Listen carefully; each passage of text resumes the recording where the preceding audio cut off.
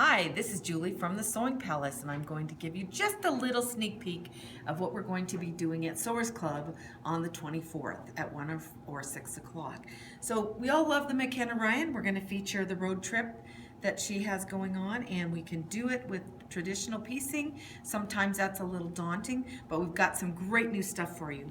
So all her kits are now coming out, and they are pre-cut, they're laser cut. So all you have to do is pull it out of the package, and you can then just play with her pieces that are ready. So here's a piece that's kind of cut out of her variegated fabric, and it just needs to be cut, little snippets here and there, and you're ready to go, but you got nice variety in color. And look at this beautiful tree. Look how nice that looks, all pre-cut. All you have to do is peel off the backing paper and stick it, because it's using steam-a-seam, and stick it in place and press it on. That's kind of a nice way to be able to use those fast and easy, because part of what we don't like is having to draw everything on.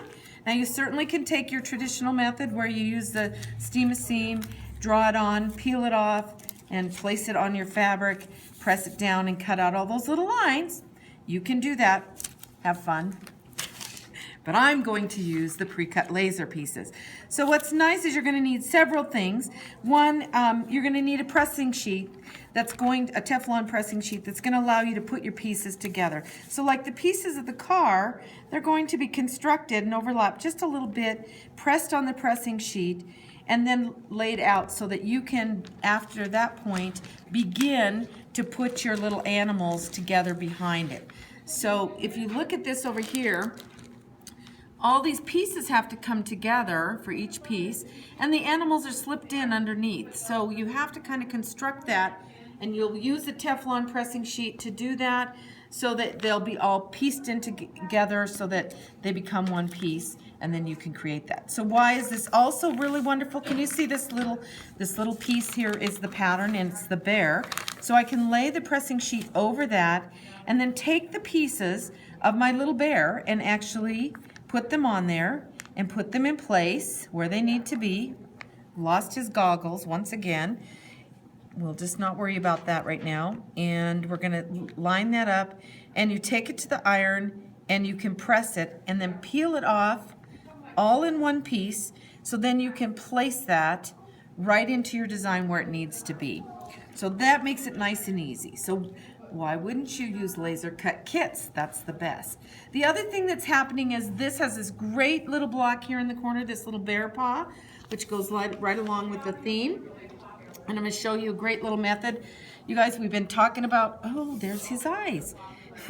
We've been talking about lock blocks for a while now, and they're fabulous. And if you've never tried them, you really need to try them, because they make your life just so much simpler. So you're going to take your two pieces of fabric, right sides together, just like you would do for any triangle blocks that you're going to make. Line up point to point, take your Fix-On pen, draw a line so that you can see that, and go up to your machine and stitch on each side of the line, just like here. This piece is stitched, so you can see it's stitched.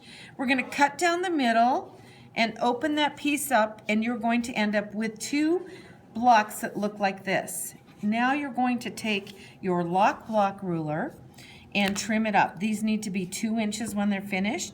So the thing that's really neat about these is they have this little groove cut into the back that allows them to sit on the seam, so it locks in place, so it doesn't slide around. If you were trying to put it on a seam that didn't lock, you see how it can move, do that kind of stuff. So we're going to lock it in place. The important thing to note here is when you're going to line this up, this point right here on the lock block needs to line up to this point. If they're like this, it's not going to give you the right kind of a cut. So you need to be sure point to point. If you can remember that, you're going to be golden. So I always like to start by pushing it up as far as I can, making my first cut the least amount of fabric. So I'm going to trim it and trim it. This is why I need the other kind of ruler or cutter. So you can cut. First your trim, you're going to turn it around. Now I've got my two nice and squared up pieces. I'm going to put my lock block back on there, which I also have to turn that as well. Now what's nice about this, it has these little measurements here. So I can see where it says 2 and 2. That's exactly where I need to cut. So I'm going to go ahead and make my first cut, and my second cut, and my triangle is done. They come out perfect every single time.